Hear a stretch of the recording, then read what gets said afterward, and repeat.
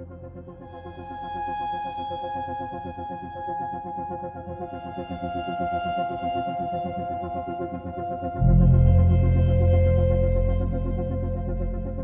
started noticing my first symptom 4 months after I had my last child. My thumb would twitch on and off, but it was not consistent. I also would have some shoulder pain and mood changes. In the year 2000, we moved to Los Angeles, and we started doing some hiking in the mountains. And it was one New Year's morning, she goes, "Do you hear that?" I'm like, "Hear what?" She goes, "You're not lifting your feet." As a professional violinist, people would notice before me going on stage that my hands were shaking. And they would ask me, "Hey, am I nervous?" And I would say not at all. And that's when I started realizing, hey, why am I shaking? Being a Parkinson's doctor, which is kind of, ironic, I was doing the usual tests for my patients, finger to finger tapping, opening your hands and walking tandem. All of a sudden, I could not do those things. I was looking at myself more than the patients going like, I can't do that. I can't open my hand. And I was having trouble driving at nighttime. I would go, to the hospital on call in the middle of the night, and I could not judge distance. I was always like, how far is that car? Tripping and falling at Huntington Beach. And that was 2011. Mary Paul said, "Hey, we need to go see somebody. Won't you make an appointment and go see a neurologist?" During my pregnancy, I first started noticing that I had what I thought was carpal tunnel. My right hand wouldn't move very well.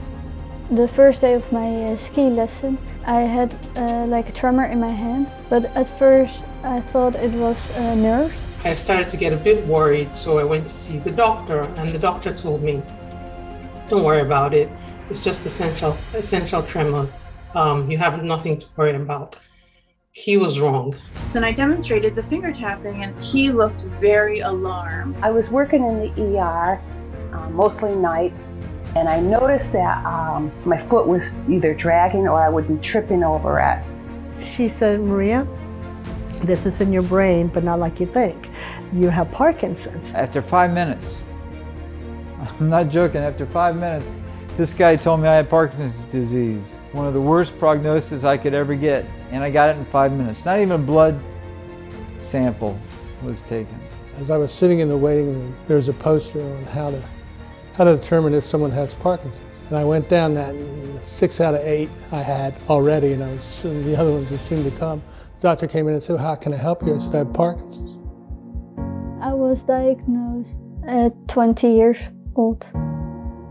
Now I have a diagnosis, so you would think that after 5 years, I would be like, oh my gosh, like I finally have a diagnosis and I'm gonna feel better and I'm gonna do all of this, but that's just not how I reacted to that. I kind of went into self-destruction mode. I didn't know what it meant. I didn't know if I was gonna die. I didn't know if I was gonna be of any use to my industry anymore. Like, was I gonna get fired from my job? Like, how does that work? What happens now? Like, all of our plans that we had just seemed to go poof. The day that I got my diagnosis, I remember feeling very calm. I wasn't anxious. I wasn't scared. I wasn't happy or elated, but I was calm. And I remember leaving the doctor's office and feeling very, very determined. My reaction upon being diagnosed and told right there by my movement disorder specialist was a sense of relief. I knew what it was. It was definitely Parkinson's. It wasn't 6 other things. I knew what I had, and I could prepare myself for that. It's hard to find meaning if life lets you down and you're left screaming but can't make a sound, and no one's around. Yeah. But the night is darkest right before dawn. Almost there, I promise. Just keep holding on. Yeah, keep holding on. 'Cause there are better days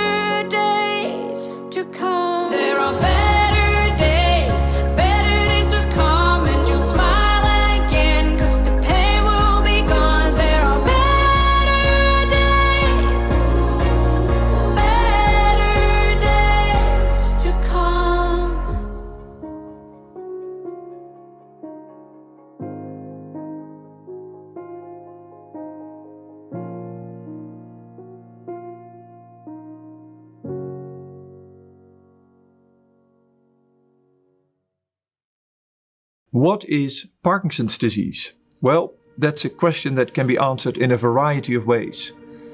The easiest way perhaps to start is to say, how does Parkinson's look like? Most people equate Parkinson's with a so-called motor disease. Difficulties with movement, the slowness, the stiffness, the tremor, changes in walking, changes in balance and posture. And that's definitely part of Parkinson's. James Parkinson recognized this already on the street. Individuals in 1817. That's how visible and recognizable Parkinson's is. But if you speak to people with Parkinson's, they will tell you that there is a part that is under the surface, just like the largest part of the iceberg, which is less visible to the outside, but which is devastating to people with Parkinson's, and it's very common. And these are the so-called non-motor problems.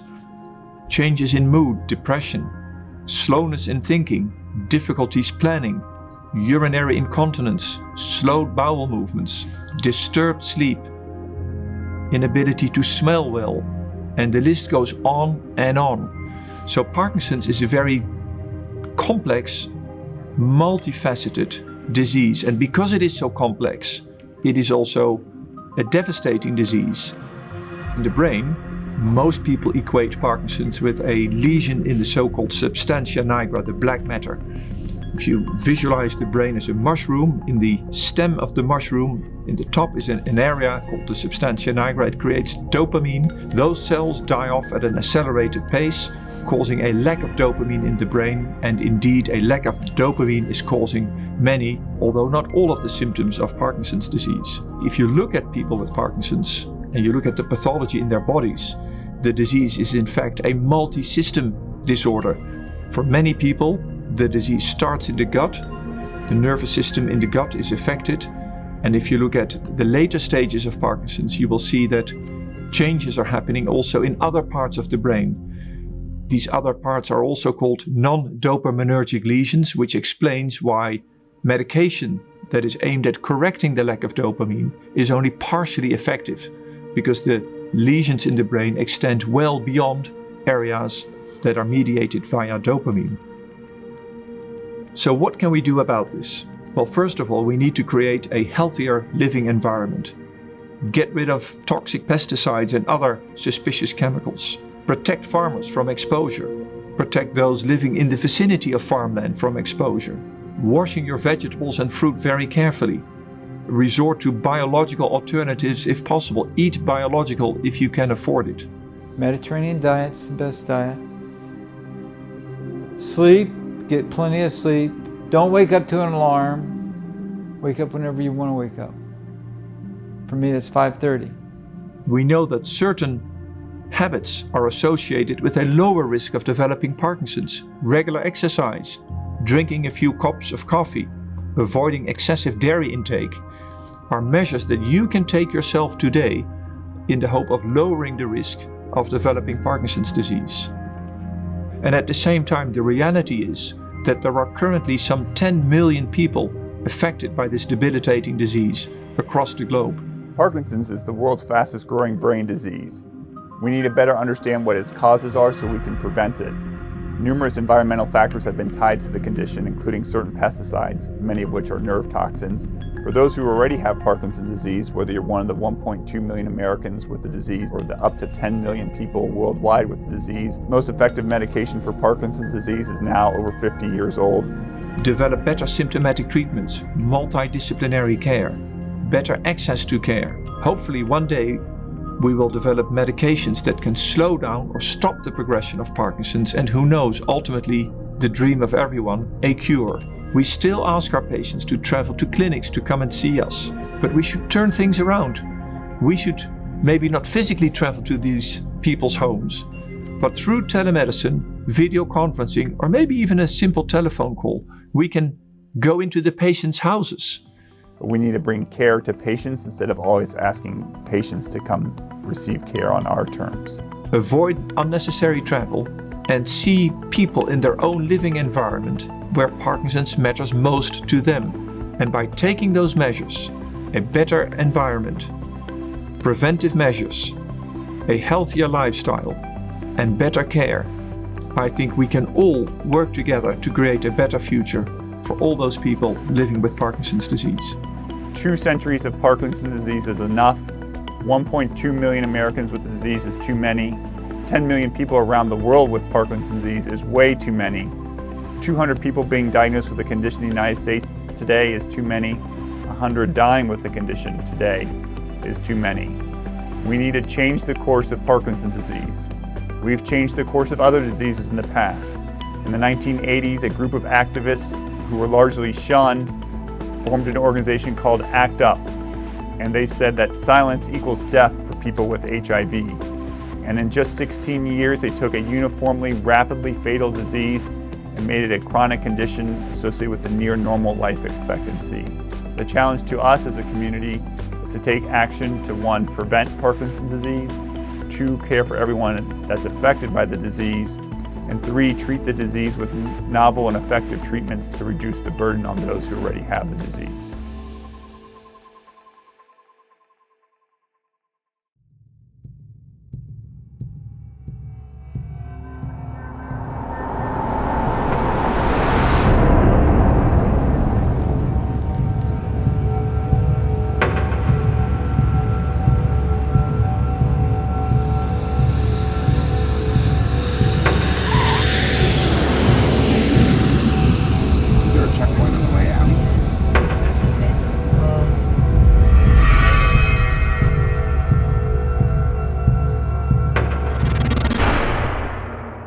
My experience in the military spans about 26 years. It's active and reserve combined. I started in Camp Lejeune in the early 80s. It was about 1984 to 88. I was living right there on base around the corner from where I worked, which was the Navy hospital. And I worked in the basement at the hospital because I was a dietitian and a food service director. I was a phys ed major in college, so I wanted to be a diver in the military. And so I became a salvage diver.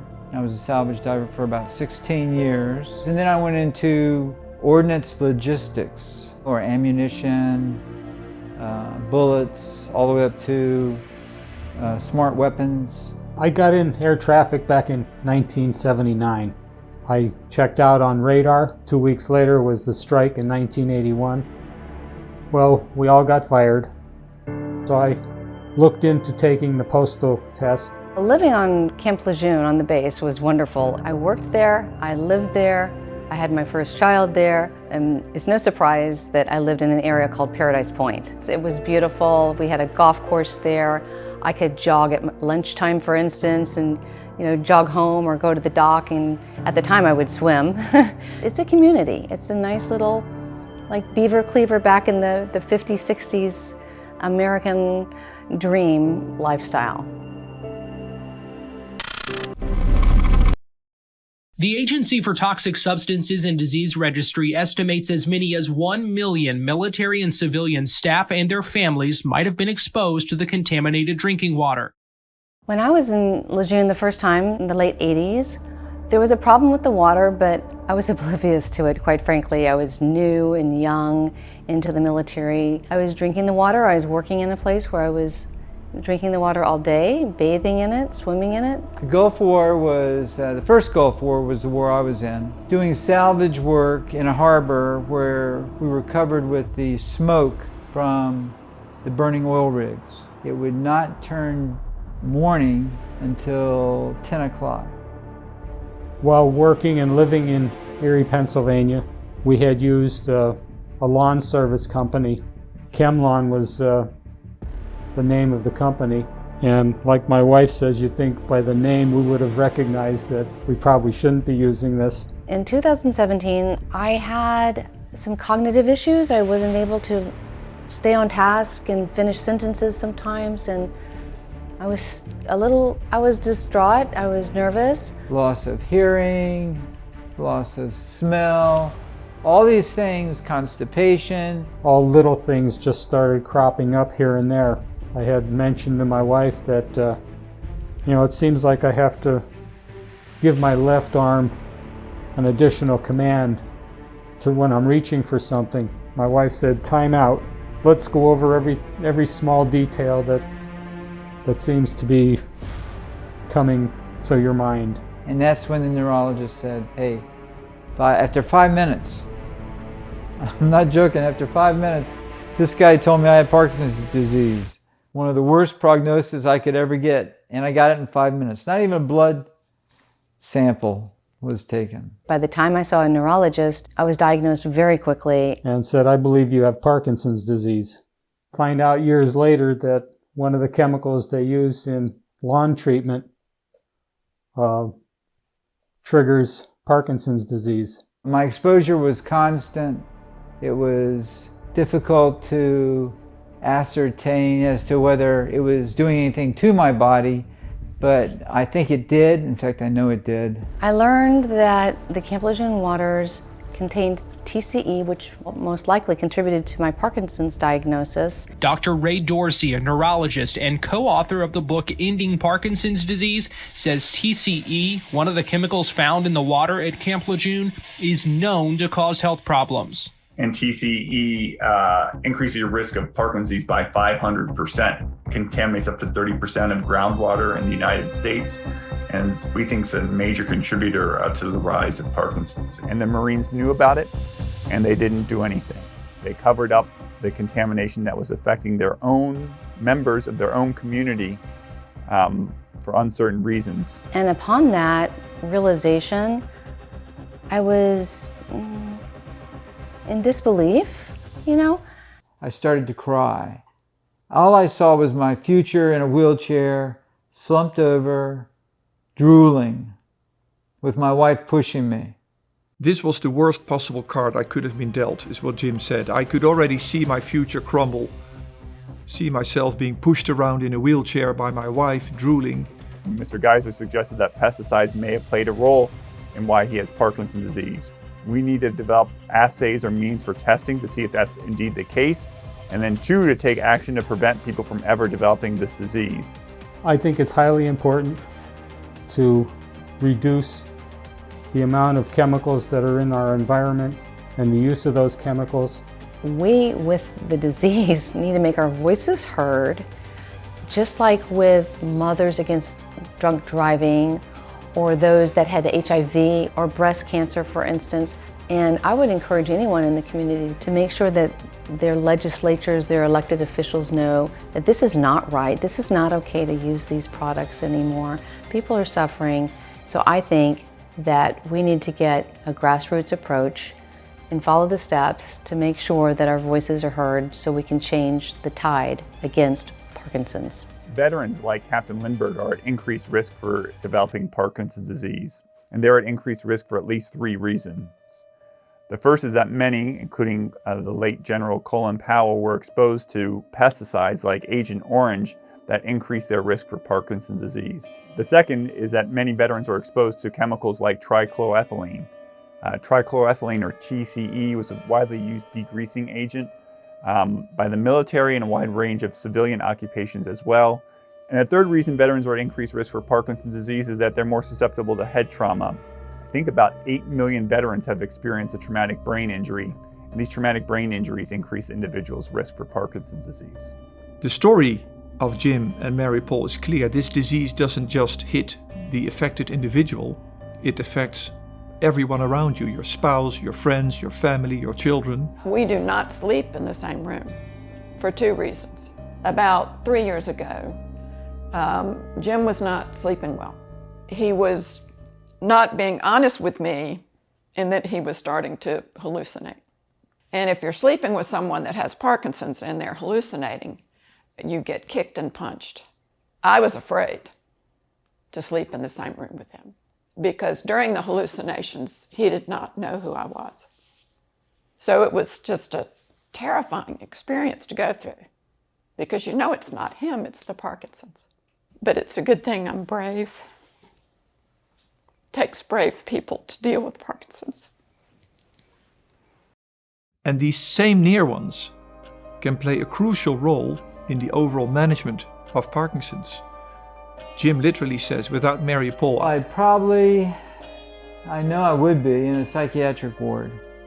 She really has been my guiding light throughout all of this. She's my wife, my caregiver, my protector, She does it all. It's amazing to me. I'll say, Mary Paul, you need help with that? And she'll say, no, go exercise or do something that can help you with your disease. I recognize this from my own daily clinical practice, where I see beautiful examples like this couple who support each other to the best of their abilities, so that despite all the challenges that come with Parkinson's, people can lead as good as possible a meaningful life despite Parkinson's disease.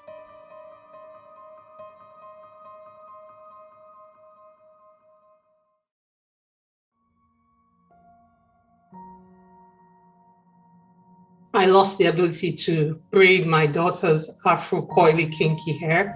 I lost the ability to make certain foods that I grew up eating in West Africa that required a certain amount of dexterity to knead. In everyday life, I have to think about everything what I do and make choices.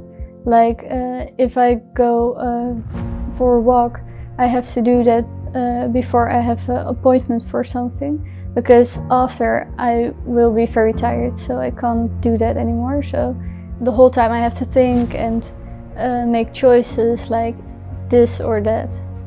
Very difficult. Hi, I'm Nikita. I'm 24 years old and I have Parkinson's. I was diagnosed at 20 years old. I'm Larry Gifford. I was 45 years old when I was diagnosed, but I started feeling the symptoms much earlier. But let me take you back. I was born in Westerville, Ohio, the quiet, peaceful village just north of Columbus, Ohio, the state capital. Well, Westerville is a place where the Giffords have been for many generations. In fact, I think we go back 4 generations to Otterbein College, which is in Westerville, including myself. That's where I graduated from, and I learned how to do radio. Hello, my name is Omosola Thomas, and I'm the founder of Parkinsons Africa. Parkinsons Africa is an organization dedicated to empowering Africans impacted by Parkinson's disease. I was born and raised in Lagos, Nigeria. Grew up pretty normal childhood. I lived there until I was about 20, and then we moved to the US. Then I moved to the US to further my education. Radio has been my passion. I've been doing it for more than 30 years. I was on the air for a while, and now I'm the national director of talk radio for a company in Canada called Chorus. Next stop was Dayton, Ohio, where I was doing radio, and then I moved on to Philadelphia. And that's where I met my wife, Rebecca. We've been married for 22 years. I was on a ski holiday with my mother in Austria, and the first day of my ski lesson, I had like a tremor in my hand. But at first I thought it was nerves because of my first ski lesson.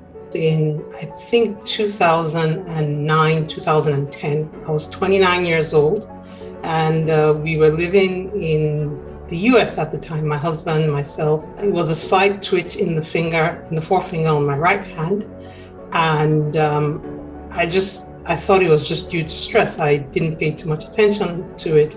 There was quite a lot of things going on in my life at the time. There was a wedding, I was working as an engineer, I had the kids and family obligations. And so I just put it down to stress. In the year 2000, we moved to Los Angeles, and we started doing some hiking in the mountains. And it was one New Year's morning, she goes, "Do you hear that?" I'm like, "Hear what?" She goes, "You're not lifting your feet." I'm like, "What do you mean?" She goes, "I'm trying to enjoy the peacefulness here, yet it's clomp, drag, can you just pick up your feet?" I'm like, "Oh, sure." And I try, and I'm like having troubles not making a lot of noise. It was like, clomp, drag, and I realized I was having troubles figuring out my gait. But I didn't think anything of it. I thought, well, maybe I'm out of shape, or I'm overweight, or I'd never been 30 before. Maybe this is what getting old is like. Fast forward a couple months later, the tremors didn't stop. In fact, the twitch didn't stop. It got worse, and it started affecting more than one finger, and it started affecting more than one hand. Since the holiday, my symptoms were getting worse. I had trouble with tying up my buttons. And I had collected about 7 different symptoms, but it was the tremor that sent me to the doctor. I was talking to my son, and I was handing him a glass of water like this, and it was shaking like that, but it was spilling over the sides. And he goes, "Dad, why are you shaking so bad?" I'm like, "I don't know." And he goes, "Shouldn't you see a doctor?" And the doctor told me, "Don't worry about it. It's just essential tremors. You have nothing to worry about." He was wrong. So I went to the doctor, and at first I was diagnosed with essential tremor, and then I got medicines for that. So then I went to the neurologist, and then I started very early with levodopa. That was like a life-changing moment because all my tremors were gone. So that was like, yeah, this is Parkinson's. It's difficult not to be touched by the story of Nikita. She is aged 24. She received the diagnosis at age 20. At that age, and we know this from published work, misdiagnoses are common, and her story is a good example of that. I didn't put together that I was going to a neurologist. I'm the MS neurologist, and he's like, "You don't have MS, but I think you have Parkinson's." It hadn't even crossed my mind. The day that I got my diagnosis, I remember feeling very calm. I wasn't anxious. I wasn't scared. I mean, I wasn't happy or elated, but I was calm. At first, I thought how could that be? And I went home and I thought, let me just go for a walk or just go biking a lot of kilometers. My wife wasn't with me at that appointment, so I left the wellness center and I called her. I said, "Well, he said the good news is I don't have MS, but he thinks I have Parkinson's." And we just were kind of silent on the phone, and I started crying. I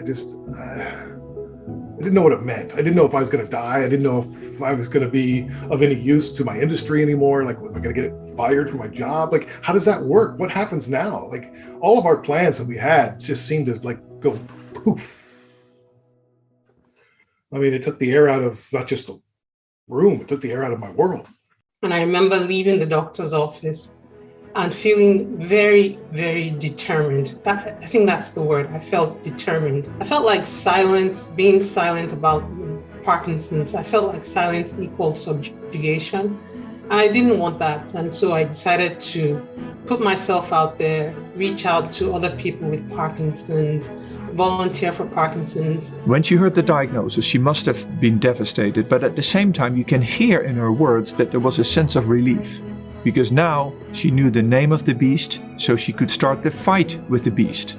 And in her case, she decided to become an ambassador in the fight against Parkinson's, but in particular for her fellow patients in Africa. In the process of expanding my network within the Parkinson's community, I realized that as much support I got from that community, there was something missing. As a Black person, specifically as an African with Parkinson's disease, I didn't feel like there were enough resources, there were enough services for me. I didn't know many other people who look like me who had the illness. There are the unique challenges that I face as an African that my British or American counterparts don't face. And I'm not saying that my challenges were more difficult. They were just different. If you are 20 like me when I was diagnosed, you're in a really active life with a lot of things, but also growing as a person.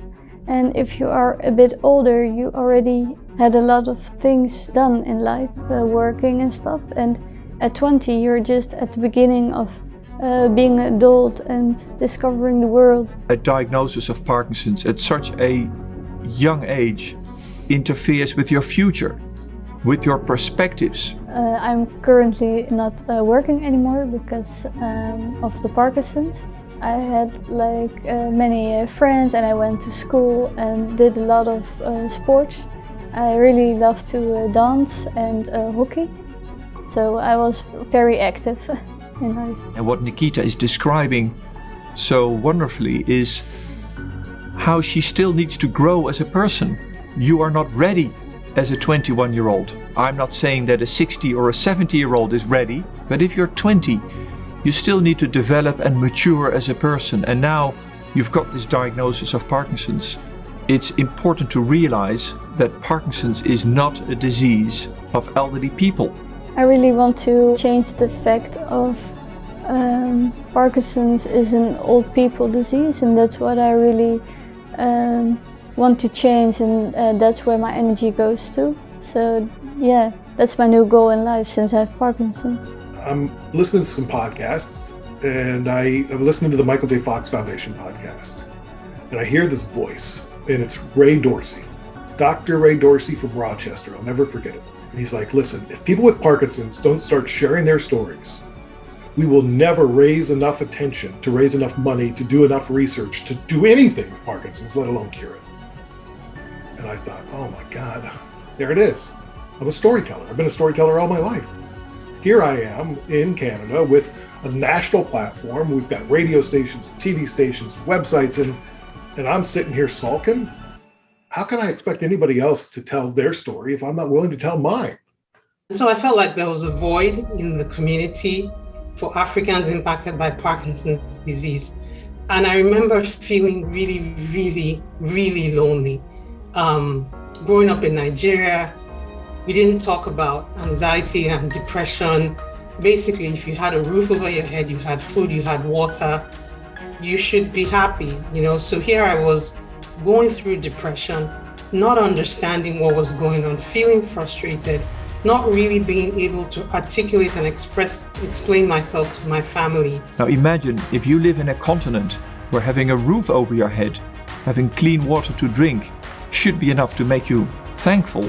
Now you're being dealt a diagnosis of Parkinson's disease. She was lacking information. There were issues in Africa around stigma. Trying to network with other Africans impacted by Parkinson's disease. I got connected with people in Cameroon, in Kenya, Uganda, Ghana, South Africa, Ethiopia. When it was World Parkinson's Day in the Netherlands, the Parkinsons TV asked everyone to make a little short movie of themselves and just tell something about themselves, and that was the first thing I did. And after that I became very active with Make Parkinson's More Public. I thought about making Parkinsons Africa a platform where all the different African support organizations come together, unify our voices. We're trying to do this in a few different ways. One, by creating print, audio, and digital educational materials about Parkinson's disease, and we're translating it into at least a dozen languages spoken across Africa. We're working with different foundations to help improve access to medication. What Omotola is doing is raising awareness for the issue of diversity. I think we as a community are not doing nearly enough with issues around poverty, access to care, differences in cultural status, racial status, socioeconomic status. We should take care of everyone with Parkinson's in the world, and Omotola is an inspirational leader in this regard. And so that's when I started the podcast, When Life Gives You Parkinson's. And that podcast, we're now in our 4th season, but it led to me going to the World Parkinson Congress in Kyoto. And while I was there, I realized I was not alone. And we show up in this room, and there's like 70 people that are YOPD, that are like around my age. I've never been in a room with a couple of them, let alone 70 of them. And I thought, holy crap, we can do something. We've got leverage here. These are 70 people that are already saying, I'm an advocate for Parkinson's, or they wouldn't be at the conference. So that's when we really started to say, let's do something. And it was the next spring, right as the pandemic of COVID was starting, that the book, Ending Parkinson's Disease, came out by Dr. Ray Dorsey and his colleagues, Michael Okun, Todd Scher, and Boz Bloom. And we latched onto that. And a lot of us got together on Zoom and we started talking about the book. And they're like, hey, it's a prescription for action. You guys gonna do anything? I'm like, oh man, Ray always gets me into these things. Yeah, okay, we'll do something. And that's when we launched PD Avengers. If you want to know who's going to change the future of Parkinson's disease, you just met him. Larry Gifford and his friends, Dr. Sonia Mather and Tim Haig, have formed PD Avengers, a global grassroots organization that's seeking to end, eradicate, get rid of, prevent, and otherwise abolish Parkinson's disease from the face of the earth. They have over 4,000 members from every state in the United States, from every province in Canada, and from over 70 different countries. But they can't do it alone. Mr. Gifford has a great gift, and that gift is storytelling. But we all have gifts, you and me, and we need to apply those gifts to preventing and ending Parkinson's disease.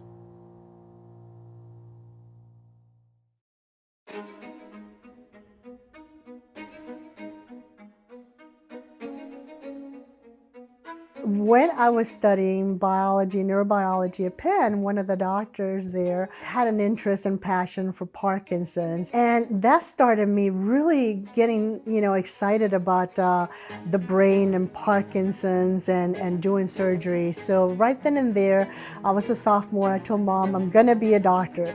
Of course, she stopped asking me, what am I going to do the rest of my life? Being a Parkinson's doctor, which is kind of, ironic, I was doing the usual tests for my patients, finger to finger tapping, opening your hands and walking tandem. All of a sudden, I could not do those things. I was looking at myself more than the patients going like, I can't do that. I can't open my hand.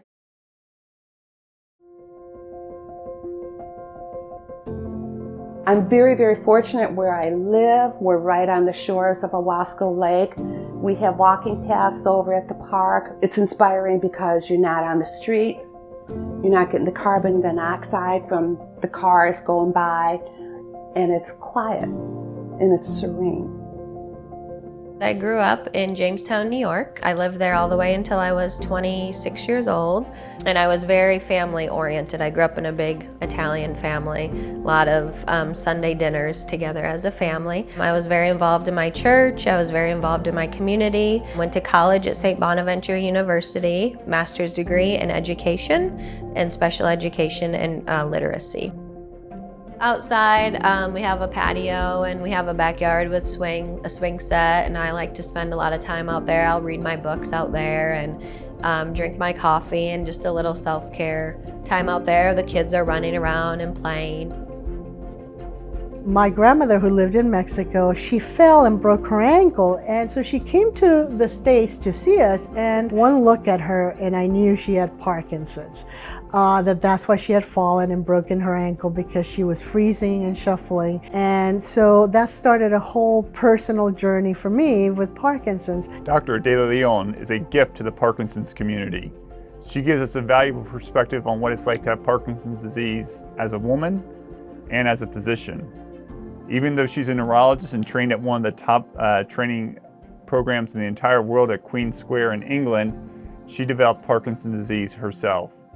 My brother was diagnosed with Parkinson's probably 7.5 years ago.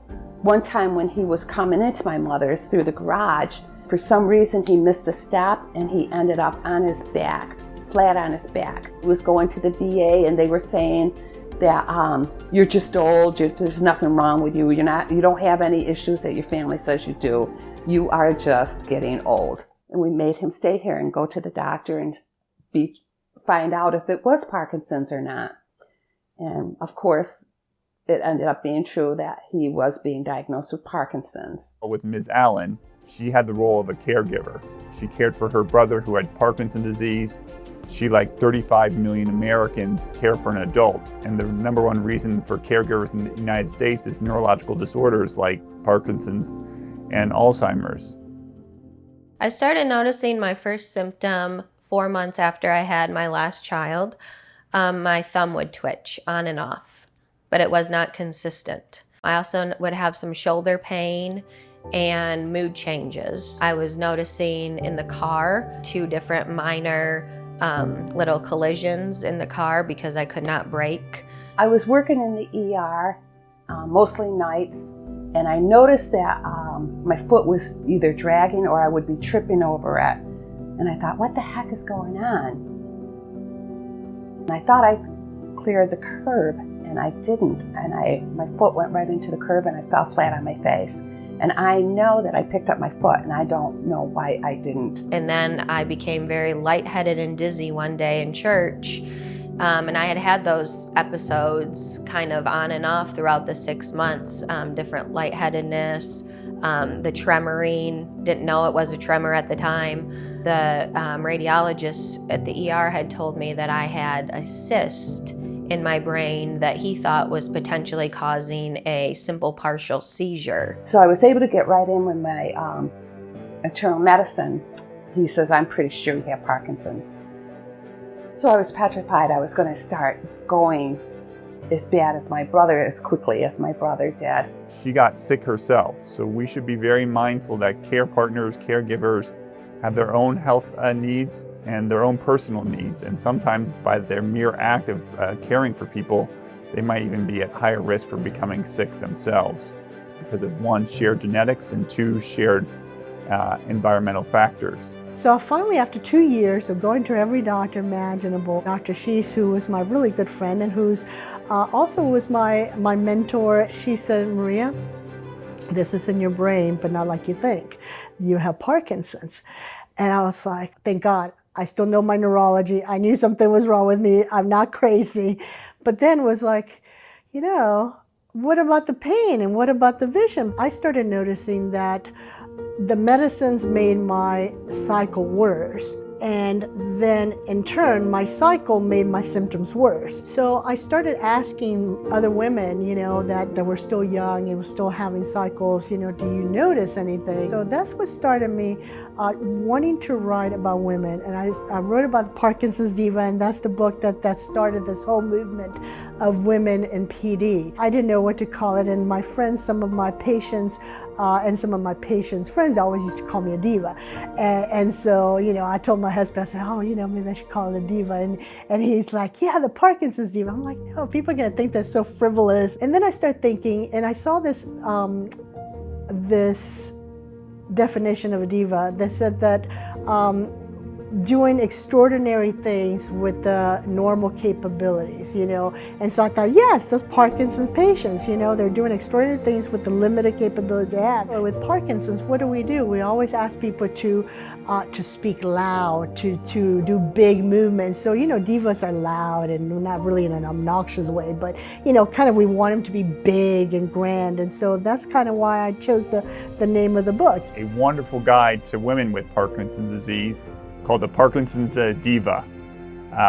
So if you're a woman and you have Parkinson's disease and you're not getting your questions answered from your male neurologist or even from your female neurologist, she's provided a valuable book and guide to all women with Parkinson's disease so you can understand how Parkinson's disease affects women and how it affects women differently than it does many men. Being young, being female, and having no family history for myself makes me very rare. And it makes doctors not even have Parkinson's in their radar probably when they first look at me and diagnose me. We're almost like a subgroup, right? We're dealing still with hormones. We're still dealing with, for females, you know, your menstrual cycle. We have a lot more non-motor symptoms than we do physical symptoms. And so we don't present the same in the office. We're still raising our kids. We're just starting jobs. We're, you know, 5-10 years into our career. This is supposed to be prime time with all of this diagnosis and not knowing what's going on. I mean, 5 years is a long time. At the age of 33, I got into my fourth opinion at Baylor. You know, now I have a diagnosis, so you would think that after 5 years, I would be like, oh my gosh, like I finally have a diagnosis and I'm gonna feel better and I'm gonna do all of this, but that's just not how I reacted to that. I kind of went into self-destruction mode. There are many elements in her story, but I think the one that sticks out is that of a person who develops Parkinson's at a young age. We reserve that term for people who develop Parkinson's under the age of 50. Rachel was just 33 when the diagnosis was made. Her symptoms started way earlier. She received multiple diagnoses before ultimately the right diagnosis was being made. And Parkinson's is growing, it's growing fast, and it means that there will also be more younger people with Parkinson's. So programs tailored to the unique needs and services that are necessary to support people with young onset Parkinson's are really deeply needed. My neurologist ended up moving out of town, so I didn't have a neurologist, and I was looking for someone, and I got a call from Strong Memorial. They introduced me to Dr. Tiroli, and I had a visit with him the next week, virtually, and it went really well. He had me walk, and he had me swinging my arms, from the computer down the hall, and it went really well. It was like everything that I was used to seeing done in the office, but I was doing it at my home, and I didn't have to go out. Ms. Allen lives in a relatively small town in upstate New York, and most neurologists and most Parkinson's specialists unfortunately aren't located in small towns. Just by the nature of our training, we tend to be located in larger urban environments. Many physicians are getting older or retiring, or many of them are moving. And so one of the great beauties of telemedicine and teleeducation is that you can bring education, or in this case, bring care to patients instead of asking patients to go seek care themselves. Although my colleagues and I have been using telemedicine to care for patients for 15 years, it really wasn't widely adopted until the COVID-19 pandemic, when Medicare changed its rules in the United States and started covering telemedicine, one, into the home, and two, to people regardless of where they live. We need to make sure that Congress, upcoming Congress, enacts legislation to make this temporary coverage of telemedicine permanent so that anyone, anywhere can receive the care that they need. My children, fortunately and unfortunately, kind of don't know mom any different, especially my youngest one. Mommy, why does your toe sometimes stick up in the air? And I'll tell them, well, I have dystonia too with Parkinson's, and sometimes that's what happens. Does it hurt? Yeah, sometimes. My older one has said, well, I'm going to make a medicine when I grow up because I don't want people's big toes to stick up. I would say get better soon, and I will help you find a medicine soon so you can feel better. They were very bothered when I had to stop working because I was working at their school. And I struggled with that too, because I want to be an example of a working mom, but I've had to very much so reiterate to them the importance of self-care and how if I'm not taking care of myself, I can't take care of them. Hearing that diagnosis at a young age, the impact it has had on her work, the impact it's had, for example, on her family life, on her children. The need that we still have, even in this country, for access to care, for affordable care. There's so many patients that, despite all the great strides that we made in the last 20 years and all the new medications we got and the new tools, there's still only a subgroup of people that are taking advantage of those new diagnoses, new treatments, rather new tools, because of the access. I've seen time and time again with patients with asthma, like for instance, say that, 9 out of 10 times I was on that medicine, it was great, but I had to stop it because it was so expensive. Access to care is difficult for all individuals, even for physicians. Dr. De Leon, as a neurologist, struggled to get appropriate diagnosis and appropriate care for her own Parkinson's disease, even though she's written 2 books on the disease and cared for hundreds and likely thousands of people with Parkinson's disease. You need to be a fierce advocate or have a fierce advocate on your side, whether that's a caregiver, a spouse, a friend. You need not suffer in silence. You need to make your voices heard. And if people aren't listening to you, find other clinicians or others that can provide you the care and support that you need.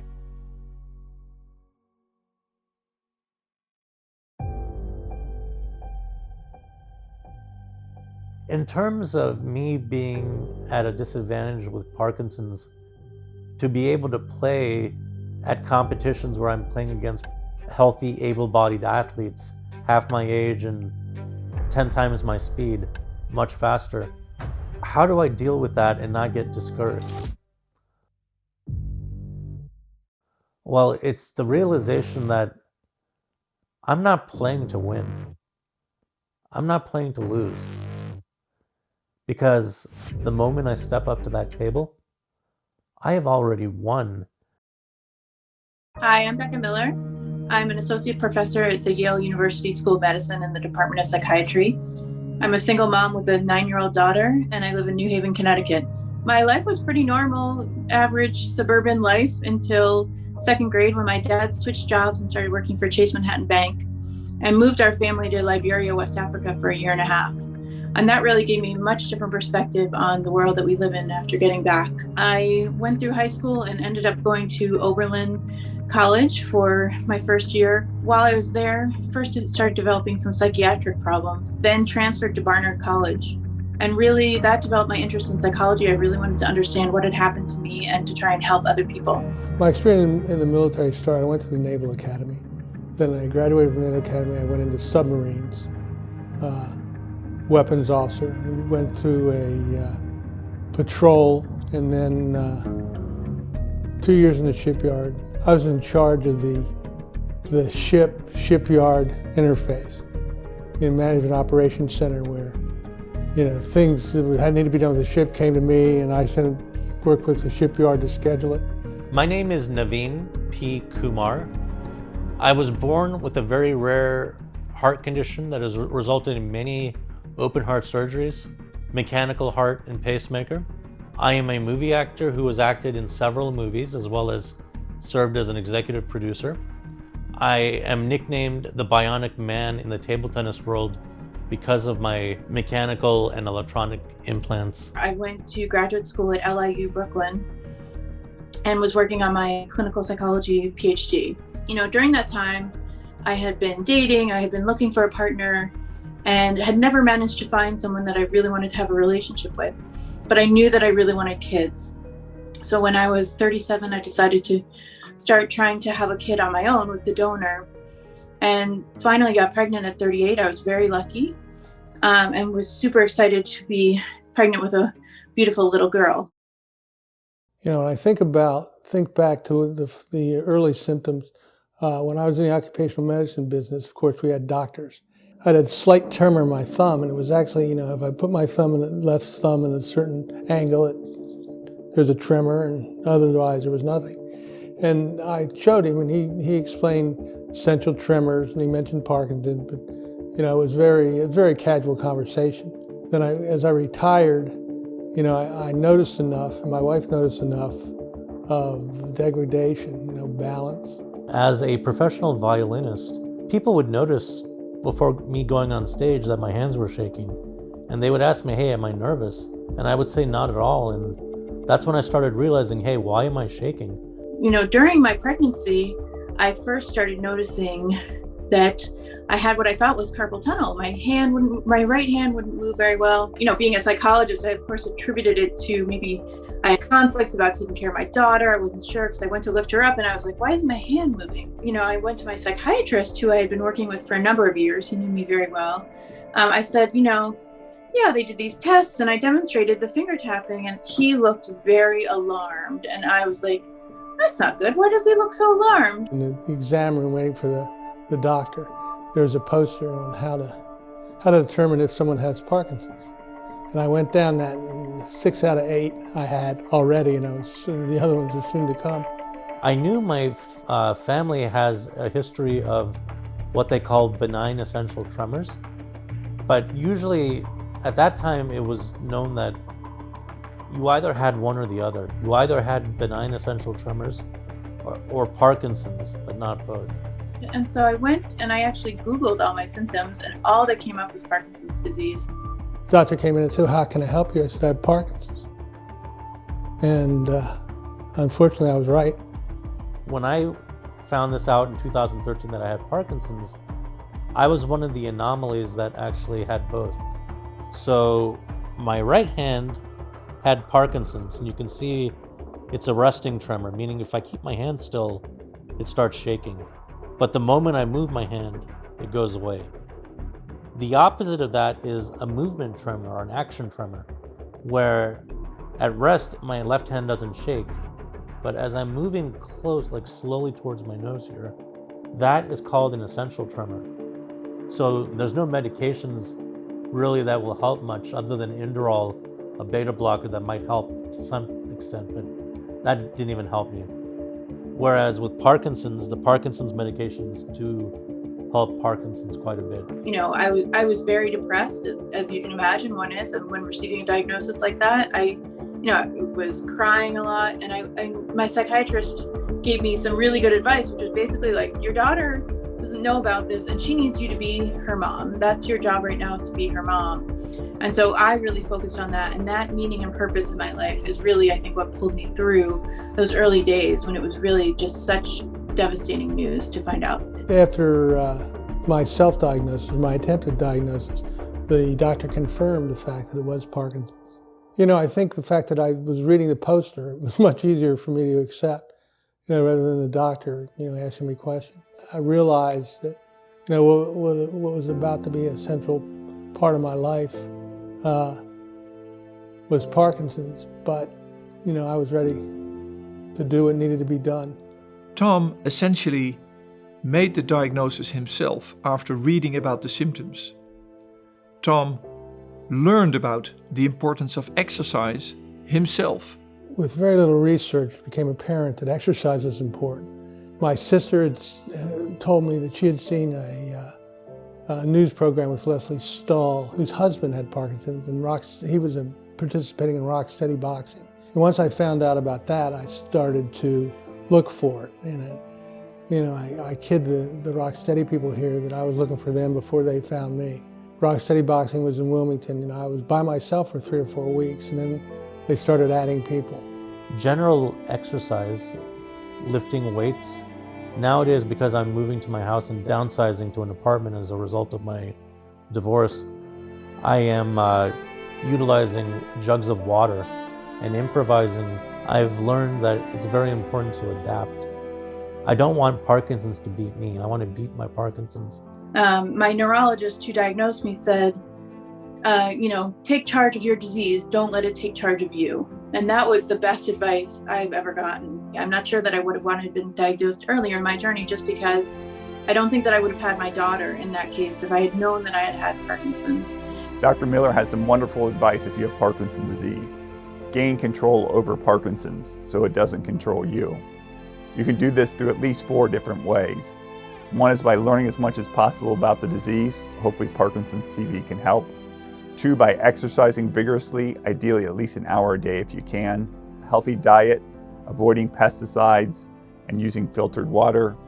And 4, by surrounding yourself with a great care team. Much like rock steady boxing, I found out about Speak Out. Come to find out, I was the first one here who did Speak Out. It reminds me now that I should be speaking louder with intent. And also I can reach back if I find myself mumbling or my sentences tail off at the end. I can reach back to those exercises. It keeps me honest in terms of speech. Because speech is one of those things that goes. My father introduced me to the sport of table tennis, again at the age of 4, because he knew at that time that I would need some form of physical activity given the physical restrictions I would have because of my heart condition. Table tennis was perfect because it's one of the few sports out there where you can tailor it to anything from competitiveness to recreational use, to people who are able-bodied versus people that are disabled, people young and old, gender, physical handicap, mental handicap. Whatever it is, you can tailor table tennis to be a good form of exercise. One of the things I do once a week is play golf. And I used to play golf 3 or 4 times a week. I like to think that Parkinson's is the cause of me being such a bad golfer, but I've come to find out it's just I'm a bad golfer. Golf's nice because it's a communal thing. Even great golfers have terrible shots. So, I do play golf, but not very well. Little did I realize that playing table tennis would have a profound impact on my Parkinson's. When my hands shake, putting that paddle in my hand and seeing my tremors stop. Being able to do that not only helped my tremors, but it absolutely improved my reflexes, being lightning quick. What he experiences is that his reflexes have become better. His tremor is less thanks to table tennis. And I think this is hopefully a powerful incentive for all of you to pick up exercise as part of your daily regime to fight Parkinson's disease. So I just recently had DBS in September of 2021. It's really been a long journey for me in making that decision. My movement disorder specialist first brought up the idea about 4 years ago. And at that time, I really wasn't ready to hear it. I literally said to her, please stop talking about it because it made me so upset. In part because, I'd heard about it, but I had just heard about a friend who had experienced complications from DBS, which had meant that she wasn't able to talk as well. It affected her language. And then also thinking that DBS was sort of the last available treatment. And so if I were at that point already, what did that say about, the progression of my Parkinson's? Deep brain stimulation has been well studied and can be quite effective for a subset of individuals who have Parkinson's disease, but it's not without its risks. Up to about 20% of people who have deep brain stimulation can have an adverse effect, such as an infection or suboptimal placement that can complicate the procedure. But if you've had Parkinson's disease, you're young, and our definition of young is under 75, you develop some complications from the medications, then you should talk to your physician about whether surgical treatments for Parkinson's disease might be appropriate for you. But it really, became paramount when I knew that it was limiting how good a parent I could be. So I just stopped being able to do as much with my daughter. I have to cancel plans because I just wasn't feeling up to it.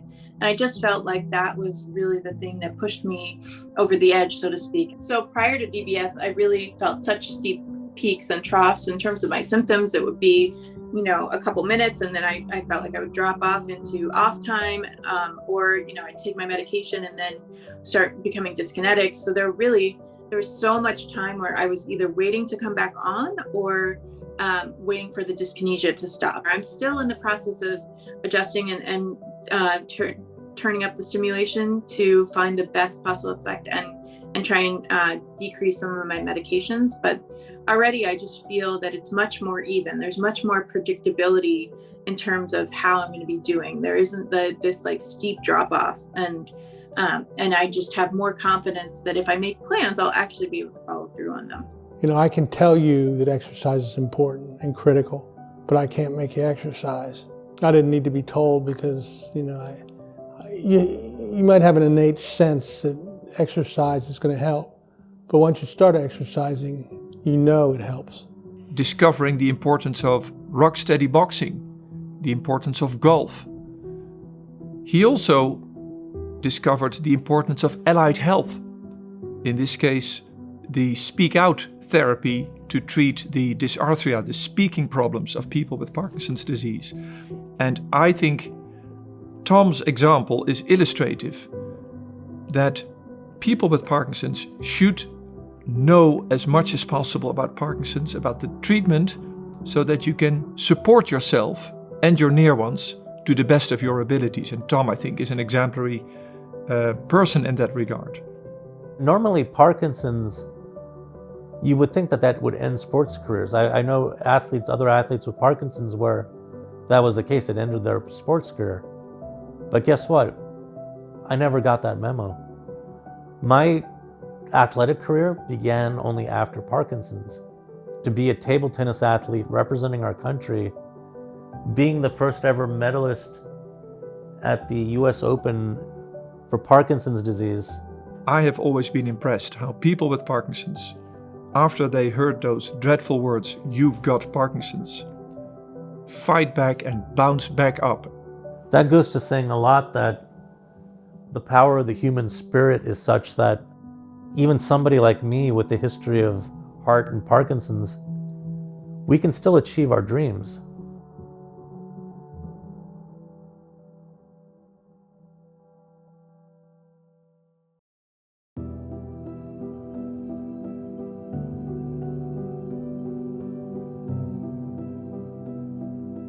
There's a creative outlet that I really enjoy, which is photography. And I have found that people with Parkinson's, they become more creative.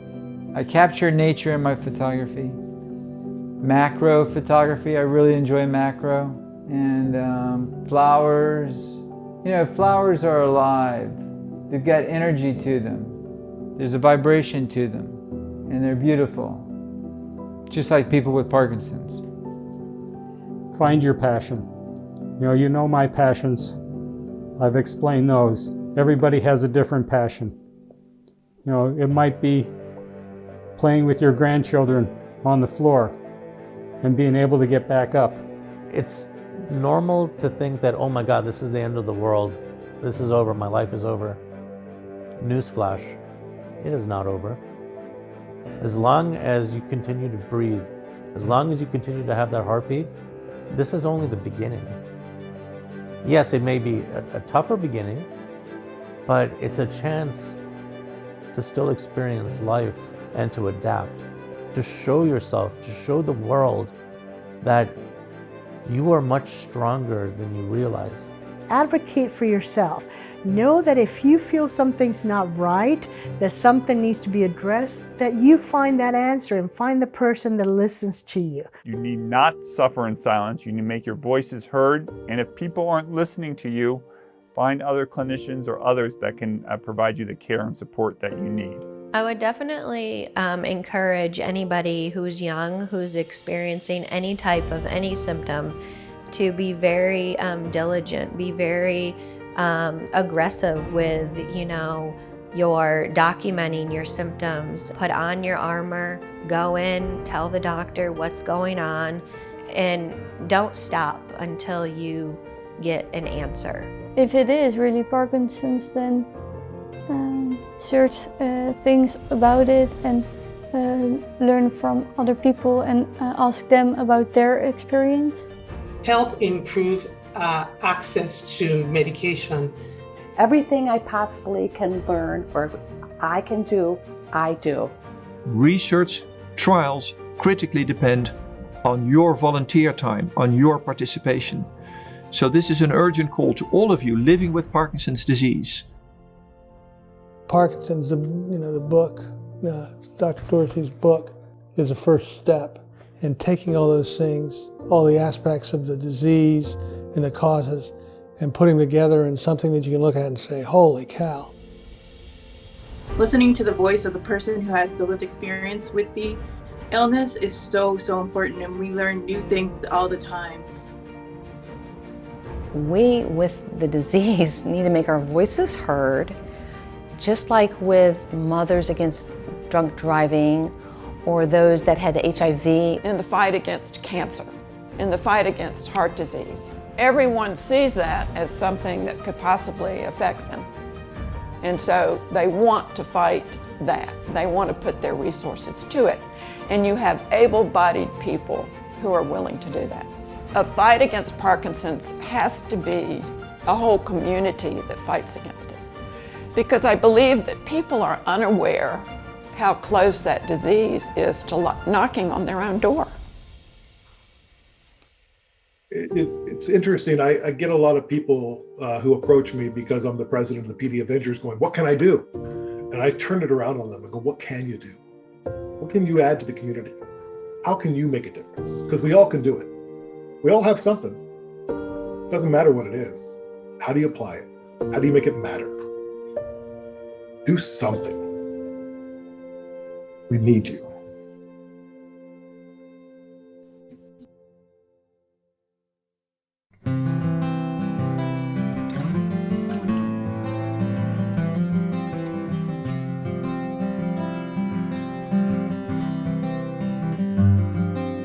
Take a step back, look around.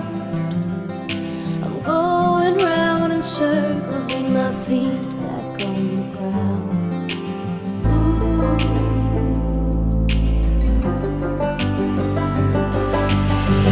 Hey, let's sail away. Let's pretend we're born again. Whoa, whoa, whoa, whoa. Let's fly away, see the sunrise every day. Whoa, whoa, whoa, whoa. It's a good day to begin. If you want to join us, join the PD Avengers, pdavengers.com. If you have questions about how to get involved, email us at info@endingpd.org. If you haven't read our book, Ending Parkinson's Disease, please do so. If you can't afford a copy, we'll send you one for free. Just email us at info@endingpd.org. We can change the course of this disease, and we can give our future generations a world that's less affected by Parkinson's disease and other brain diseases. Thanks very much.